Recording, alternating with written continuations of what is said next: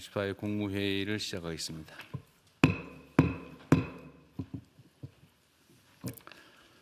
네. 오늘부터 정부 부처에 대한 2주차 업무 보고가 시작됩니다. 최초로 생중계되는 업무 보고에 대한 우리 국민들의 관심이 매우 높습니다. 물론 각 부처 공무원들 입장에서는 새로운 방식에 익숙하지 않을 수도 있고 또 예년과 같은 형태로 업무 보고하면 아마 편할 수도 있을 겁니다. 그런데 정책 과정이 투명하게 검증돼야 되고 또 그 과정에서 집단 지성이 모여야 정책에 대한 신뢰도도 커집니다. 그리고 국정의 완성도 또한 높아질 수 있습니다.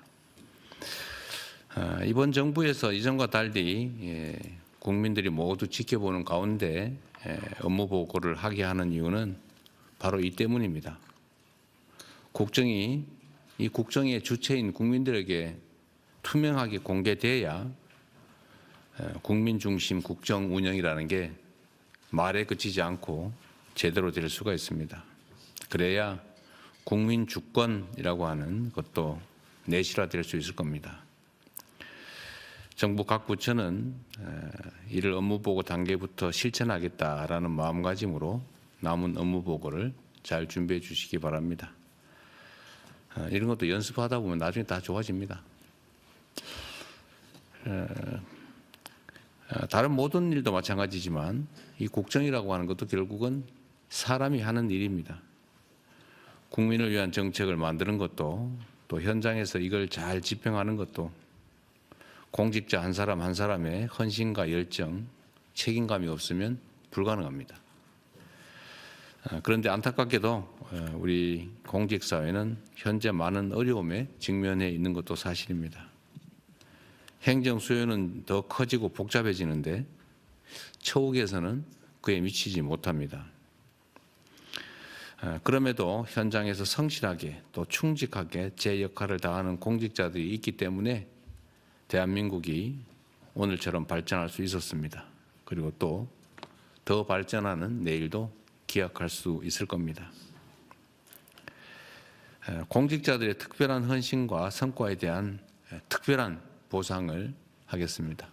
공무원들이 자긍심을 가지고 일할 수 있게 해야 되겠습니다. 각 부처에서는 탁월한 성과를 내는 공무원들에게 그에 걸맞는 파격적인 포상이 이루어질 수 있도록 후속 조치들을 신속하게 추진하시기 바랍니다. 공직사회 처우 개선을 위한 추가적인 해법도 계속해서 연구 검토해 주시길 바랍니다. 우리 사회에 여러 가지 문제들이 있습니다만 그중에 제일 큰 근본적인 문제가 바로 양극화일 겁니다. 양극화는 모든 영역에서 있죠. 정치 영역, 사회 영역, 또 경제 영역에도 있습니다.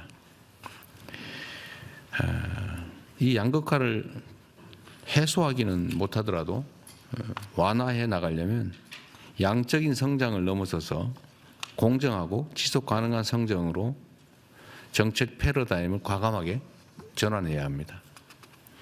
이를 위해서 정부 정책과 함께 사회 구성원 간의 연대와 협력을 촉진하는 경제 생태계 구축이 무엇보다 중요합니다. 우리가 경제, 기업 그러면 돈을 벌기 위해서 하는 거지 라고 생각하지만 이윤 외에 다른 유인도 얼마든지 있습니다.